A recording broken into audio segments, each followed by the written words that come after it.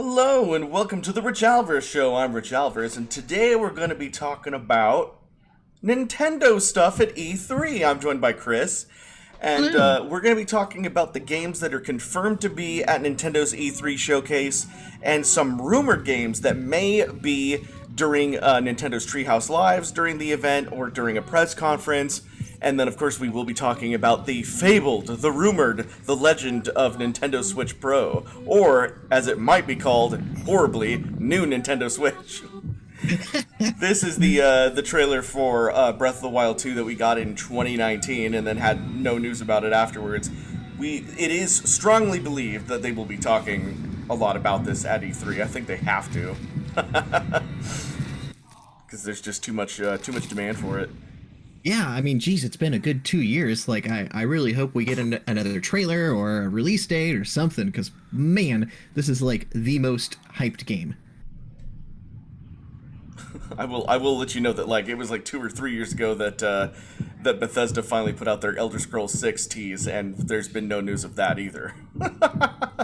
Along with Starfield and all that, but I already talked about that in my previous E3 video. So that's Breath of the Wild. We will be talking about Breath of the Wild. I think I will be live streaming a lot of my E3 reactions, like during the Microsoft conference with Bethesda.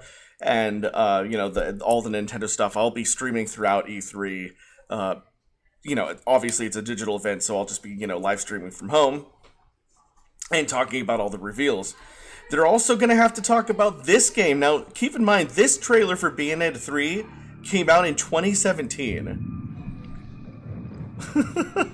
And they should probably start talking about this game, because this is a good old 4 years ago now. These 4 years. This trailer was revealed at the Game Awards in 2017. Wow. So I have to be honest, I've never really played any Bayonetta games aside from like demos at E3. What are your thoughts on the franchise, Rich? I think Bayonetta is fun. That's literally all we got. I think Bayonetta is fun. It's not my favorite series, of course, but like I think that it's fun, and I know a lot of people really do love it. And for the sake of those fans, I do hope that we get more info about it at E3 this year. So does Bayonetta 3? Do we know any additional info? Like, is it confirmed that there will be stuff discussed? Is it in the? I believe that it is. This is all in the. We're all talking about confirmed stuff right now. They are going to be talking about Bayonetta 3 in some capacity, even if it's like it's canceled. They're going to talk about it. Got it. So Bayonetta 3 confirmed will have some kind of update. Yeah. Hopefully a release date. Here is the first look for Metroid Prime 4, which is a trailer that also came out in 2017. This is another 4-year-old trailer for a game that has had virtually no new since. Wow. Nintendo's getting as bad as Bethesda on this.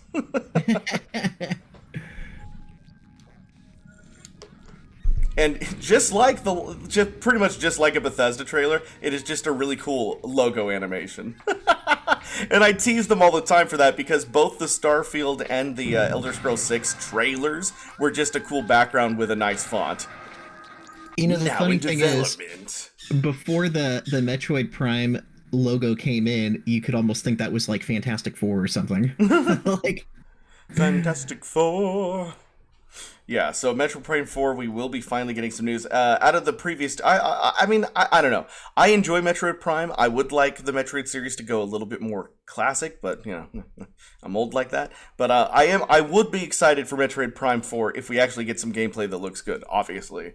But out of everything so far, I'm probably most excited for the Breath of the Wild sequel, since we can we already know kind of what to expect from that, and that, it's going to be another great open world adventure. And it that trailer kind of hints that you'll be able to play as Link or Zelda, or maybe co-op as both, which would be great. Nintendo, wink wink nudge nudge.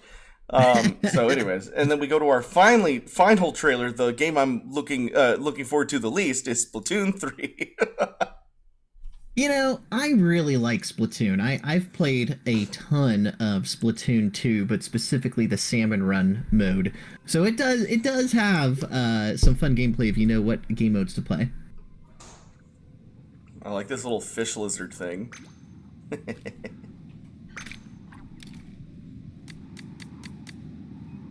This trailer is basically just showing off how to make a character. Well, that's cool that they're at least introducing character customization. I know that's something that I'm sure people have been wanting for a while. I like this guy. Little buddy's turn. Oh, cool. You can customize him too. I actually haven't watched this yet, so this is interesting. By the way, I wanted to give a quick shout out to everybody in the chat. So first off, thank you for our Rich Alvarez members who jumped in. So I see AK, Dan Erickson, and Marty Man. Thank you guys. And then we got some other familiar faces as well. I see DeKayland in the chat, as well as Zach Pack, Dustin, Mario, Moon Silhouette, Shoto, and Mr. Maxta. So thank you everyone for joining us today. If there is, just as always, if there's some, we are covering specifically Nintendo E3 news today. We did a kind of a general one last time, but if there's any Nintendo E3 news that we aren't covering or you would like us to cover, you can go ahead and super chat us, and I will look up whatever trailer you want within reason, as long as it's Nintendo. Yeah, I was gonna say I like what Marty Man just said. He said there will definitely be a Smash reveal, and knowing Richie, his character reveal prediction is Chrono from Chrono Trigger. I don't know. It's they've well, I mean, I won't rule out the possibility. It's just the Smash Ultimate. That's what the newest one's called, right? I feel like they've already put out as much DLC as they're gonna do. But yeah, I would love to play as Chrono. Although I don't really play Smash Bros. All that much. I guess I'm a horrible Nintendo fan. And by the way, Mr. Maxta said bring back WikiWiki. Appreciate that you remember that. That show is probably indefinitely on pause, as it's been for 10 years, but I do stream on my personal channel, so close enough. But yeah, I mean, if you haven't played Splatoon 2, it really is a fun game, specifically if you find the game mode that you enjoy. So if you haven't done Salmon Run on Splatoon 2, super, super, super recommend it. It is ridiculously fun. You know what I would like to see, actually? I doubt Nintendo would do this, but if they could introduce some kind of battle royale for Splatoon, because I've been playing so much Fall Guys. Leo Clark just subscribed. Oh, thank you. Welcome, Leo Clark. I was going to say, 2022, of course, it's going to be a little while. I liked that trailer. It did look a little post-apocalyptic, which is cool. There was like an upside-down Eiffel Tower in the desert, so whatever that means. It probably won't amount to much, but, it's a cool aesthetic at the very least. All right, I want to move on to the meat of this conversation, which is the Nintendo Switch Pro, or the Nintendo Switch Pro, or the Nintendo Switch 2, or the new Nintendo Switch, whatever they're going to call it. This is a video from Zone of Tech, and he, him and his team, they kind of created what they thought the Switch Pro would look like, and they showcase like a better stand in the back, a better kickstand, higher resolution. He kind of goes over all the different things. I'm going to kind of skip through here. He talks about the difference between LCD, mini LED, and OLED, and all the the different kinds of things that go into a portable console like this, and how he thinks that it'll improve in the clarity of the screen, and what the specs are to be expected should this actually be a thing. So here's my thoughts on a Switch Pro. Do I think we need a Switch Pro? Probably not. I think that the Nintendo Switch is kind of fine as it is. I know that a lot of people really want to be able to play their Switch games in 4K, but you have to remember, this is the real trick. They didn't start making PlayStation 4 games 4K compatible until the PlayStation 4 Pro came out. So that means, assuming that they do come out with a Switch Pro, it would probably be along the same lines as what Sony did with that, where they're not going to make you buy Switch Pro games. They'll just keep making games for the Switch, but newer Switch games will have the ability to be played in 4K on a Switch Pro, whereas if you are playing a new game on your old Switch, you won't be able to play it in 4K, of course. But all I'm just saying is to clarify, that doesn't mean that all of a sudden you're going to be able to play Breath of the Wild in 4K. It'll be upscaled because that game was not made for 4K. But I mean, you know what I mean? So I can't stress that enough, that a Nintendo Switch Pro would only improve new Switch games that are made to be compatible with the new hardware. However, and again, as much as I say it's not necessary, a Switch Pro could be cool for a variety of reasons, including the aforementioned higher resolution, and they could start adding more, like ray tracing and some other cool stuff. If I don't know how technical they want to get with it, but it could be cool. However, I actually feel like the need for a new Switch, like a Switch 2, I would probably rather wait like another year and a half, 2 years for a Switch 2 than have a Switch Pro come out at the end of the year, because I feel like having a Switch Pro come out at the end of the year means we won't get a Switch 2 for at least 3 years. That's what I'm predicting. So I strongly feel like we should just wait for a Switch 2. What do you think?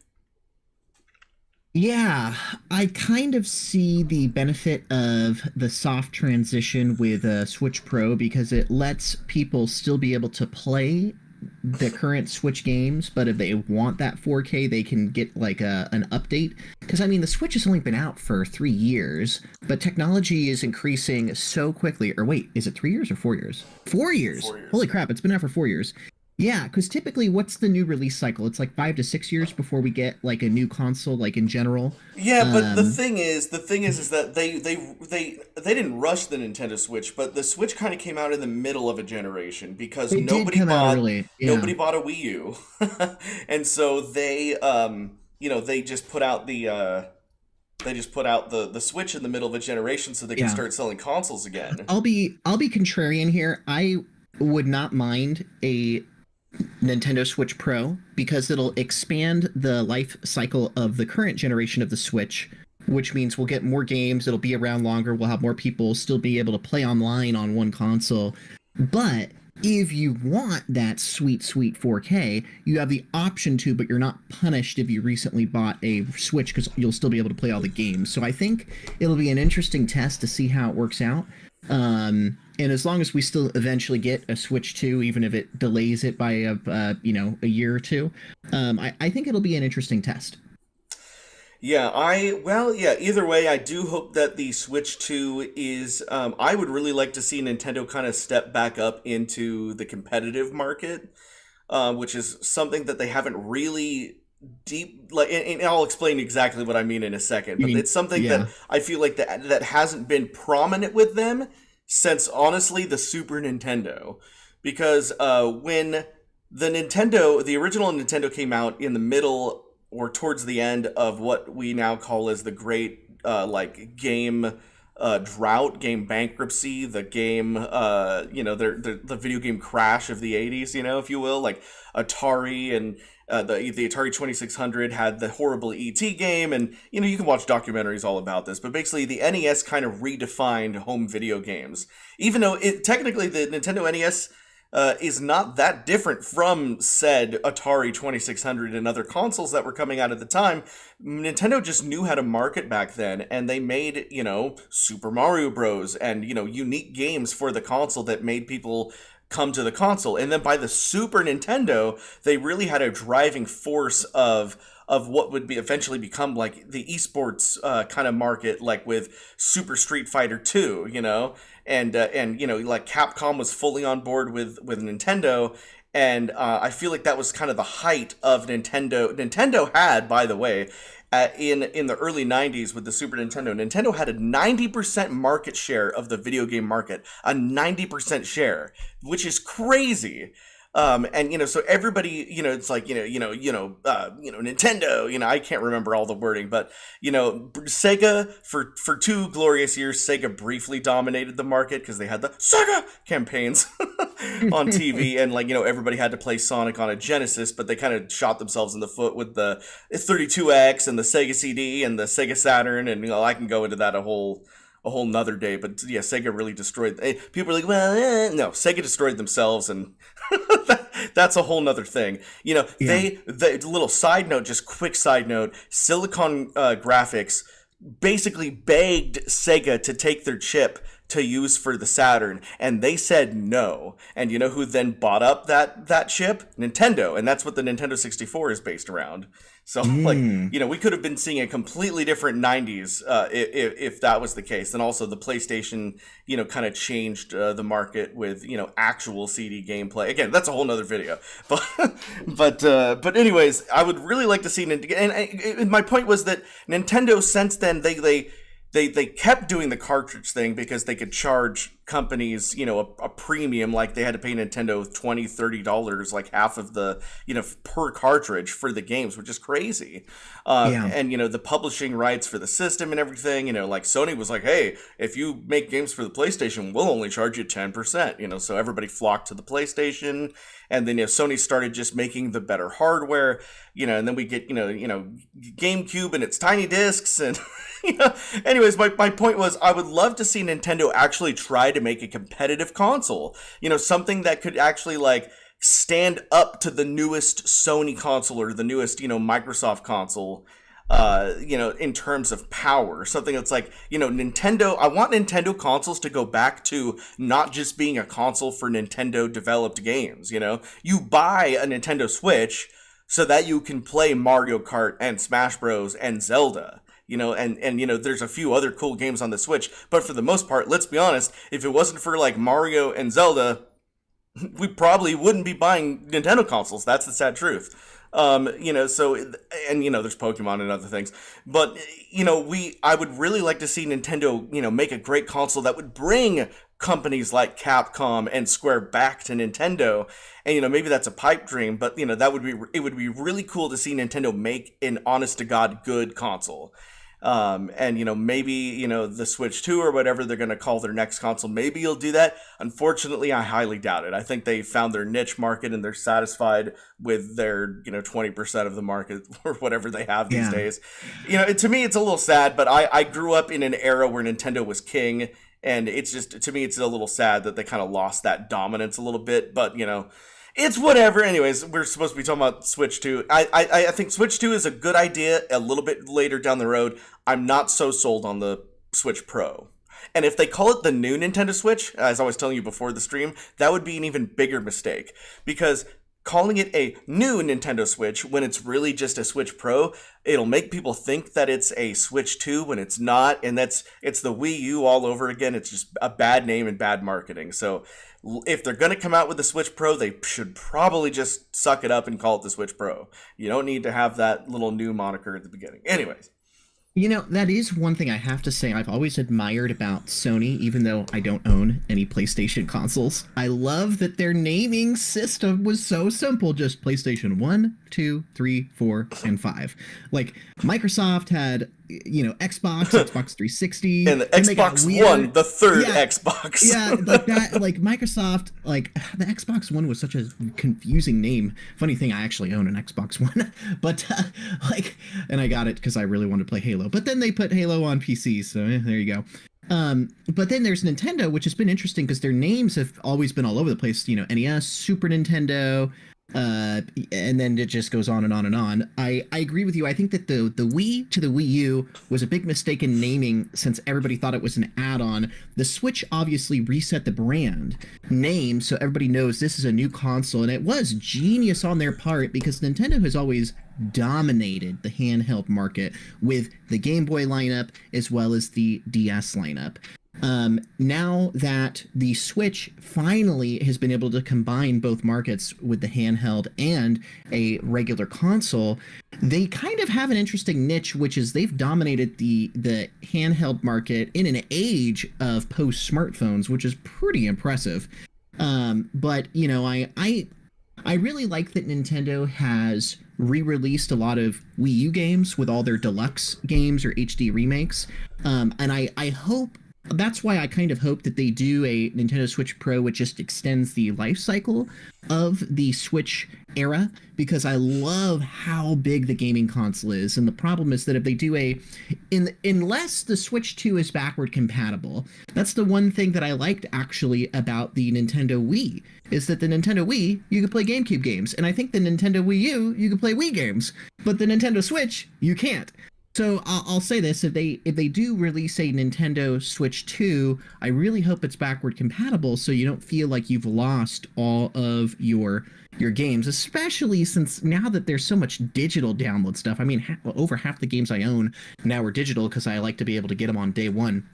So anyway, there's an argument made in the middle of what I was saying. There's an argument to be made about the potential of Nintendo kind of going the Sega route and just make games, and stop making consoles because it's expensive to make consoles. And, Sega was going bankrupt with the Dreamcast, and, now Sega's actually doing great. Not only do they keep producing Sega games, but Sega owns Atlas, which, of course makes Persona and other games, Shin Megami Tensei. And, Sega's like doing really well as just a game developer and publisher.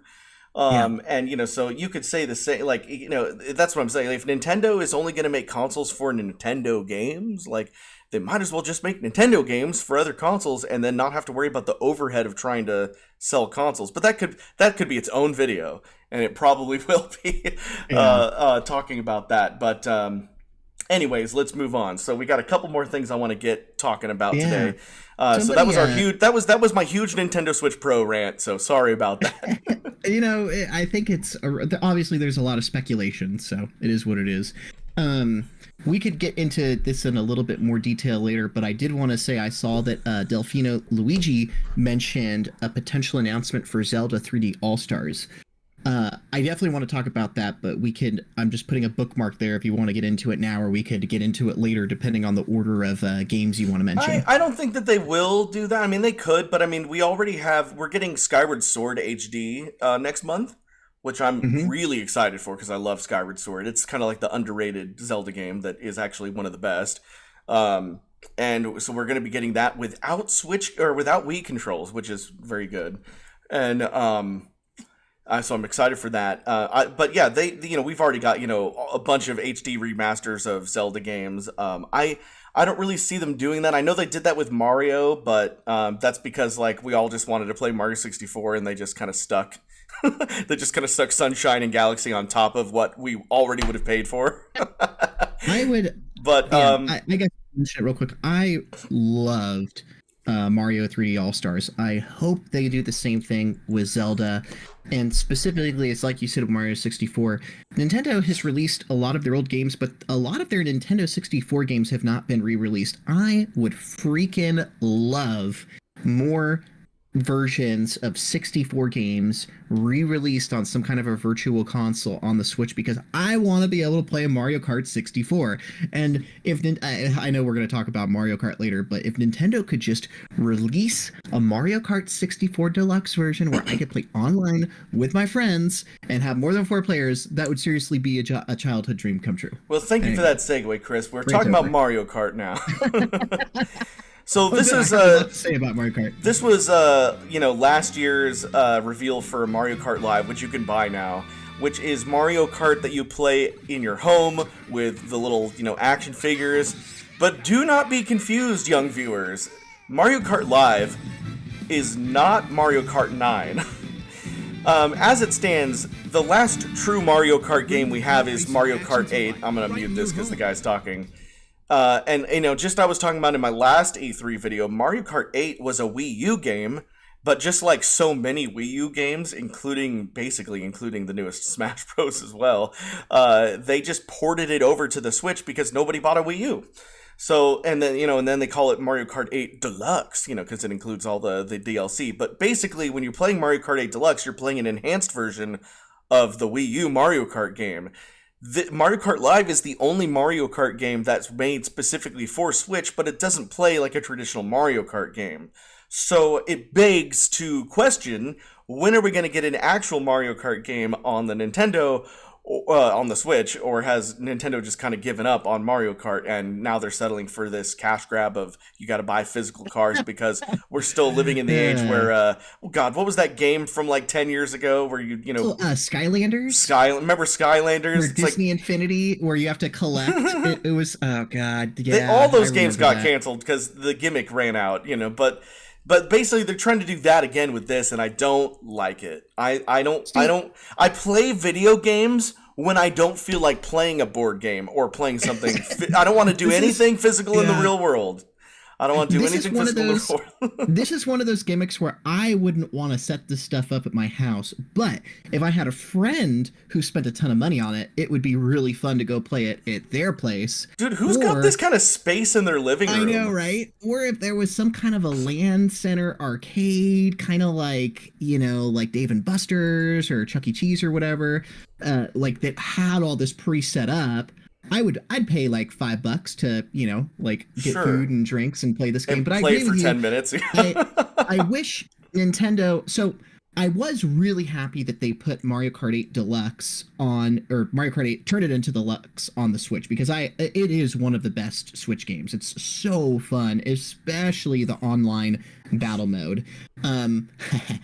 So I mentioned this before with Splatoon. I'll mention it again with Mario Kart. My dream.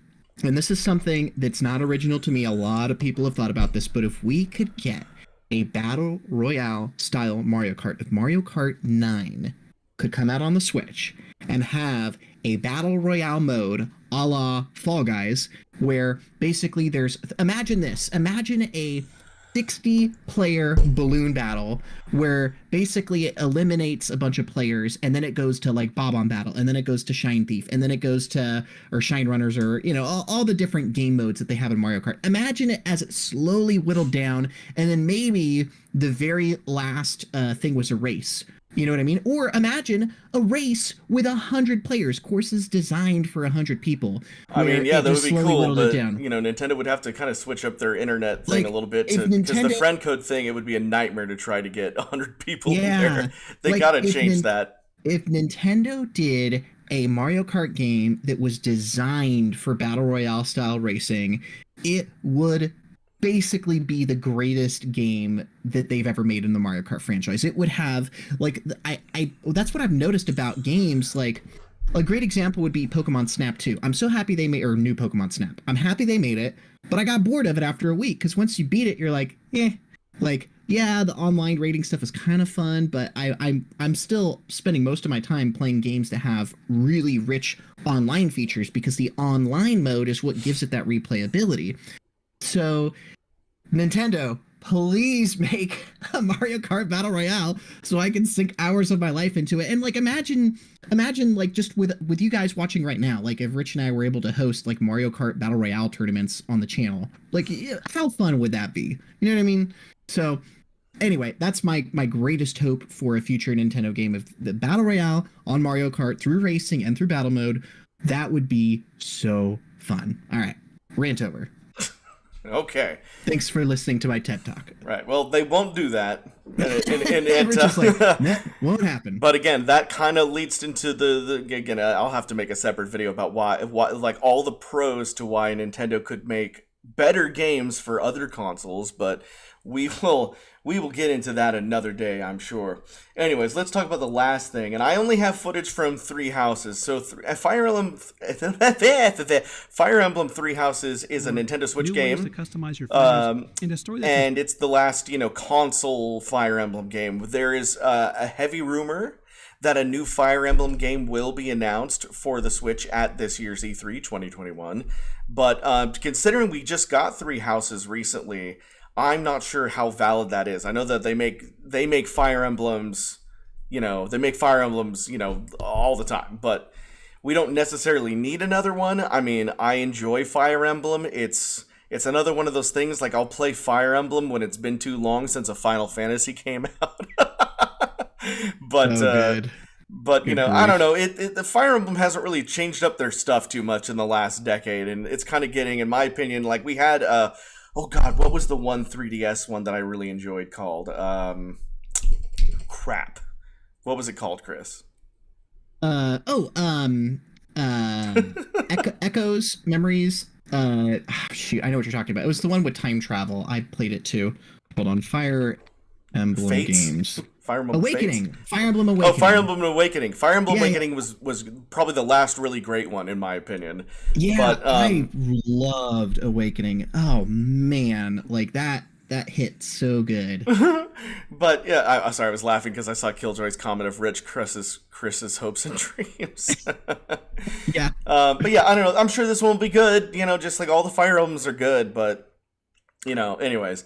So this was our Nintendo predictions. I may do another because E3's still a couple weeks away. I think next week I'll probably do my Sony predictions, which will I'm gonna call it Sony predictions, but I'm gonna kind of rope in Square and Capcom and other things into that. Even though I'm sure that a lot of those will be for other consoles as well. However, at least half of Square Enix is PlayStation exclusives, and specifically the big one that they're talking about is a Dark Souls style remake of the original Final Fantasy. So I'll be talking about that next week. Hero of Light coming back, beating Garland for the 10,000th time.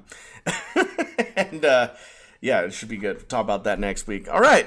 Well, that's pretty much it. I hope you guys enjoyed this stream and all of our predictions. Did you have anything else you wanted to add, Chris? Yeah, I just wanted to say I had a lot of fun predicting this stuff. I'd say we've got a lot of things to be hopeful and optimistic about, so I guess we'll see what Nintendo comes out with. All right. Well, you guys heard it here first. So we'll see you guys later. Bye. Thanks for watching again, everybody. Have a wonderful day. And an even better tomorrow. And an even more pleasant tomorrow. All right. Thanks for watching, guys. We'll catch you next time. Bye.